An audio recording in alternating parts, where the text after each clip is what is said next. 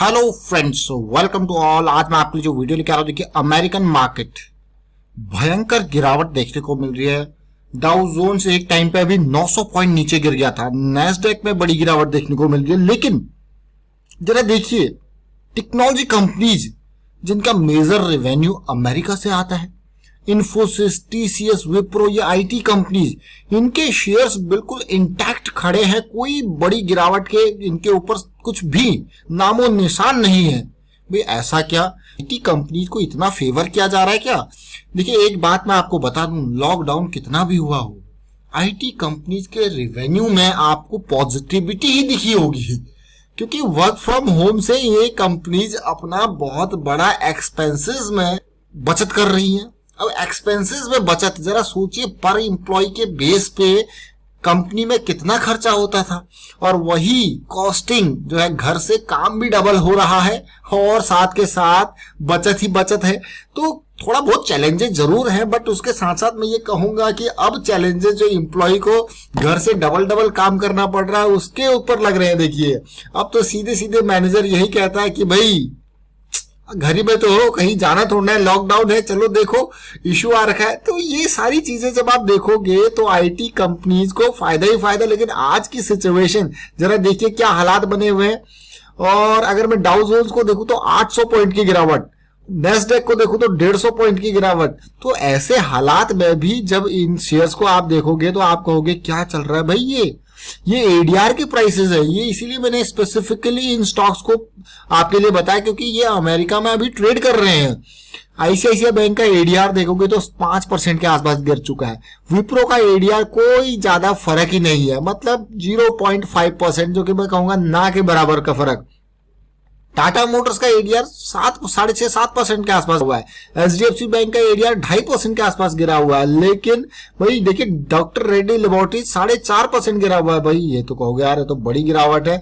जरा देखिए इन्फोसिस के एडीआर को देखिए कहाँ है, कोई फर्क ही नहीं है। तो ऐसे शेयर्स में जिसमें कोई भी आपको फर्क नहीं दिख रहा, और आज की डेट की अगर बात करोगे तो इंडिया की मार्केट में भी कोई कम गिरावट नहीं थी, लेकिन आईटी स्टॉक्स ने बिल्कुल ना के बराबर का असर वहां पे देखने को मिला। तो ये देखिए इन्फोसिस और विप्रो का एडीआर तो मैंने आपको दिखा दिया कि अमेरिका के बाजार में भी इन पे कोई असर नहीं है।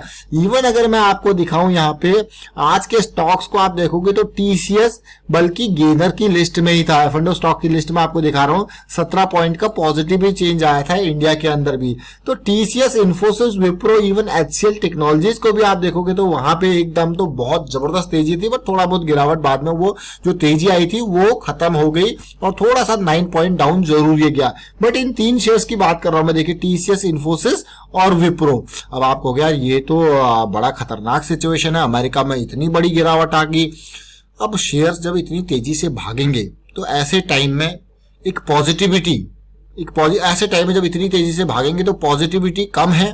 और प्रॉफिट बुकिंग देखिए मैं हमेशा आपको कहता हूं कि share market investment are subject to market risk, इसीलिए आपको हमेशा अपने रिस्क को मैनेज करके चलना चाहिए। और आज की डेट में ही आप ये पूरी स्टॉक की लिस्ट को देख लीजिए, कितने जब गिरते हैं तो किस तरीके से स्टॉक गिरते हैं। 12-12, 13-13%, 6-6, 7-7% हर कोई गिर जाता है।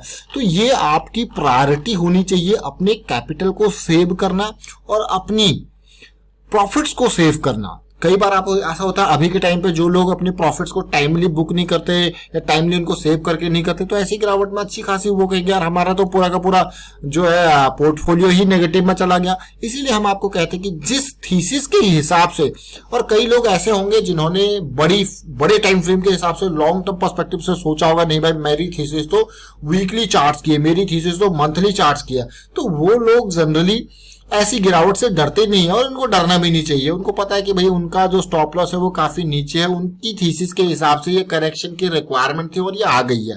तो ये सारी चीजें डिपेंड करती है आपकी थीसिस के ऊपर। अब आप कहोगे थीसिस क्या है? अब जैसे मैं आपको हमेशा चार्ट दिखाता हूं, थीसिस सबसे इंपॉर्टेंट होती है कि शेयर को आप खरीदने से पहले ये सोचो कि आप उसमें करना क्या चाहते हो, क्या आपकी थीसिस है, किस तरीके से, क्या आपका टाइम फ्रेम है, किस टाइम फ्रेम के हिसाब से। मान लीजिए अप ट्रेंड में कोई चीज चल रही है, आपने कहा भाई वीकली अप ट्रेंड में आ चुका है, अब ये जो करेक्शन आएगी इससे मुझे डरना थोड़ा है, ये करेक्शन रिजॉल्व होगी तो और इसमें पोजीशन साइज अपनी बढ़ाऊंगा। तो ये डिपेंड करता है आपकी थीसिस के ऊपर। लेकिन आपने कहा भाई मैंने एंट्री यहाँ पे किया और इससे नीचे ये गिर जाएगा तो मेरे पास स्टॉप लॉस। तो कभी भी मार्केट में जब आप एंटर करते हो ना, यानी कि कोई भी स्टॉक को बाय करते हो, तो सबसे पहले आपको पता होना चाहिए आपका अपना गोल, कि आप करना क्या चाहते हो। मैं मार्केट में आप इस शेयर को खरीद रहे हो, क्या खरीद रहे हो, लेकिन अगर मेरे एंटी जिस डायरेक्शन में मैं खरीद रहा हूं अगर शेयर नीचे गिर जाए तो मैं क्या करूंगा, मेरा एग्जिट प्लान क्या है। सबसे इंपॉर्टेंट प्रायोरिटी होती है एग्जिट प्लान, यानी कि आपका रिस्क मैनेजमेंट। सपोज मान के चलिए आपने किसी स्टॉक में लगाए 1 लाख रुपए, 1 लाख रुपए जब आप उसमें आपने लगाए तो आपका रिस्क कितना, आपने कहा नहीं मेरा तो भैया रिस्क की जो कैपेबिलिटी है बस 10,000 की है, यानी कि 90,000 से, तो आप उसी हिसाब से अपनी पोजीशन साइज बनाते हो कि भाई 90,000 से नीचे जो है इससे ऊपर मैं निकल जाऊंगा। अगर 90,000 का मेरा यहाँ पे जो अमाउंट बचेगा तो मैं निकल जाऊंगा, मात्र 10,000 का मैं रिस्क लूंगा। तो इस तरीके से जब आप प्लान बना के चलते हो तो कभी आपको शेयर मार्केट में इतनी बड़ी गिरावट हो, छोटी गिरावट है, आपको डर नहीं लगता है, क्योंकि आपका प्लान ऑलरेडी रेडी है और आप अपने रिस्क को समझते हो और रिस्क को उसी हिसाब से मैनेज करके चलते हो। इसीलिए मेरा हमेशा आपसे एक बात होती है कि हमेशा फर्स्ट प्रायोरिटी आप रिस्क को दीजिए, क्योंकि ऐसी अनसर्टेन सिचुएशन जो है वो मार्केट में वो जो है आएंगी, बहुत आएंगी। इससे बड़ी बड़ी सिचुएशन आपने देखी होंगी मार्च में आई है।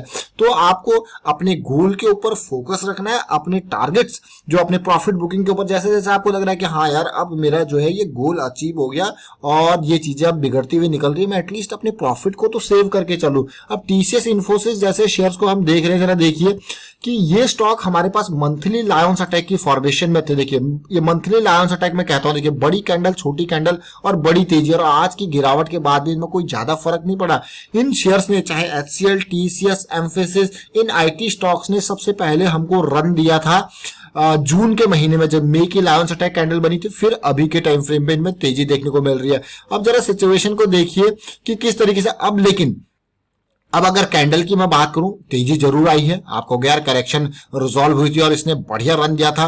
ऑलमोस्ट मान के चलिए कि 952 के लेवल से ये रिजॉल्व होता हुआ यहां तक गया था। और जिस तरीके से ये वीक की कैंडल बन रही है, इंडिसीजन की कैंडल बन रही है, अब आपको यार क्या इसमें भी प्रॉफिट बुक करना पड़ सकता है। भाई जब भी सिचुएशन थोड़ी सी क्रिटिकल हो जाए तो आपको एक चीज समझ लेनी है, एटलीस्ट आप पूरा प्रॉफिट नहीं, पार्शियल प्रॉफिट बुक कर सकते हो। मतलब जब तक चीजें प्रॉफिट, अभी आपको दिख रहा होगा आपके पोर्टफोलियो में बहुत सारे स्टॉक्स ऐसे होंगे जो होंगे कितने परसेंट के प्रॉफिट पे, कल तक जो होंगे 30%, 40%, 50% के प्रॉफिट हुआ। आज आपने देखा होगा यार सब में 10-10% की गिरावट आ गई।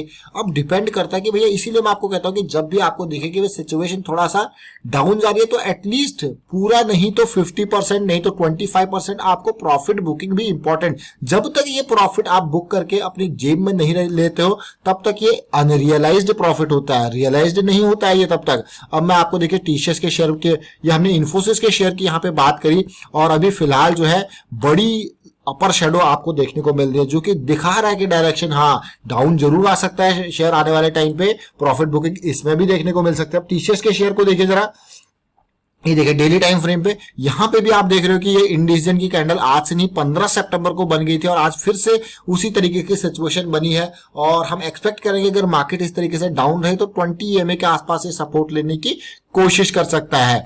अब टीसीएस के शेयर के मंथली चार्ट को देखोगे तो आपको यार सर ये तो भाई ये तो लायंस अटैक बना था, बढ़िया रन। देखिए 2200 के लेवल से 2500 के लेवल पे जाना, एक महीने के अंदर 300 रुपए के आसपास का प्रॉफिट कमाना बहुत बढ़िया होता है। देखिए आप ये सिंपल सिचुएशन, और सेम जैसे इन्फोसिस का था वैसी टीसीएस का भी यहाँ पे आप स्ट्रक्चर देख पा रहे हो। विप्रो के शेयर को देखिए, विप्रो में क्या दिखा था, विप्रो के शेयर में, लेकिन इन स्टॉक्स में आज की डेट में अभी इंटैक्ट पड़े हुए हैं। अब देखिए विप्रो में सिमिलर सिचुएशन जो जून में, जुलाई में तेजी आई थी, और फिर देखिए क्या बढ़िया जंप, क्या रन दिया है। तो ये छोटे छोटे जिनको मैं लायंस अटैक की फॉर्मेशन कहता हूं ना, यहाँ पे ये देखिए ये बहुत इंपॉर्टेंट होते हैं। बड़ी कैंडल के बाद छोटी कैंडल पानी पीने आती है तो ऐसी सिचुएशन आपको देखने को मिलती है। और सिमिलर सिचुएशन में आज में ये डाउन साइड में भी आपको ऐसी सिचुएशन देखने को मिलेगी। आज मैं यही बात जो है बैंक निफ्टी के लिए सुबह कह रहा था कि भैया ये बड़ी कैंडल 2 छोटी छोटी कैंडल बन चुकी है, हमें पेन आज या कल कभी भी देखने को मिल सकता है और ये पेन आपको देखने को मिला।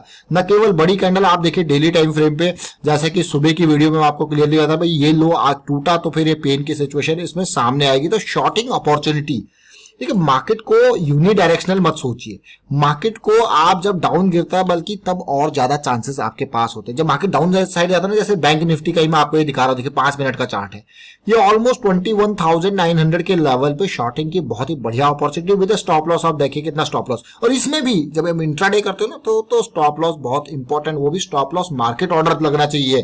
तो न केवल अप साइड में आप ट्रेड करें बल्कि डाउन साइड में और भी अच्छी अपॉर्चुनिटीज मिलती है। बट उसके लिए आपको क्या पता होना चाहिए, आपको टेक्निकल एनालिसिस की नॉलेज होनी चाहिए, और वो इंपॉर्टेंट है। वो आपके लिए ऐसा होता है कि दोधारी तलवार, ऊपर जाए तो मार्केट आपके वहां पे काम करो, मार्केट डाउन जाए तो और भी बढ़िया। बल्कि मेरे को तो जब अच्छा ये लगता है कि जब मार्केट डाउन गिरती है ना जब नीचे को, तब सबसे ज्यादा प्रॉफिटेबिलिटी के चांसेस होते हैं और रिस्क उसमें कम होता है। क्योंकि जब मार्केट नीचे गिरती है तो धड़ाम से गिरती है, धड़ाम से। सपोज यहाँ पे जैसे शॉर्टिंग अपॉर्चुनिटी थी, बहुत ही कम रिस्क, और साथ के साथ जब धड़ाम से गिरती है तो प्रॉफिट बहुत बढ़िया होता है। ये बात समझ लीजिए। तो मार्केट के डाउन साइड जाने में बहुत अच्छी, जो टेक्निकल एनालिसिस बेसिस पे जो ट्रेड करते हैं, समझते हैं चीजों को, वो उनके लिए गोल्डन अपॉर्चुनिटी होती है मार्केट गिरने के टाइम पे। तो फिलहाल वाइंड अप करता हूं इस वीडियो को। आपने देखा कि आईटी स्टॉक्स में ज्यादा गिरावट देखने को मिली नहीं है, लेकिन ऐसा नहीं कि ये यहीं पे रुक जाएगी। ये आने वाले टाइम पे आपको देखने की करेक्शन कहां तक जा रही है और कब आप इसमें वापस एंट्री कर सकते हो या डाउन साइड में ट्रेड कर सकते हो।